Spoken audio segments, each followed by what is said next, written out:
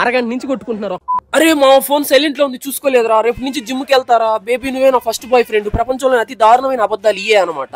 ఇవన్నీ మీకు ఎందుకు చెప్తున్నాననే కదా చెప్తా. ఫస్ట్ ఆఫ్ ఆల్ బాగా బలిసిందిరా నీకు, రోజుకి ఒకటి కొంటున్నావు మాత్రం అనుకోబాకండి. ఇదైతే నాది కాదు, మా ఫ్రెండ్ గాడిది అనమాట. ఉదయం నుంచి కాల్ చేసి చంపుతా ఉన్నాడు, ఫోన్ కొనాలి రా నువ్వే నీ చేత్తో అన్బాక్సింగ్ చేయాలని. బొంగు ఫోన్ మంది కాదు కదా అని చెప్పి ఉదయం అడిగితే సాయంత్రం వెళ్ళాను అనమాట. కామెంట్స్ లో కంగ్రాచులేషన్స్ అని చెప్పండి, నేను కొన్నట్టు ఫీల్ అయిపోతా. ఓటేద్దామని పోతే కేఏపాల్ మా కనపడలేదు, కనీసం రిజల్ట్స్ అయినా కనిపిస్తారేమో అని చెప్పి చూశాను, ఎక్కడ కనపడలేదు. Fully disappointed.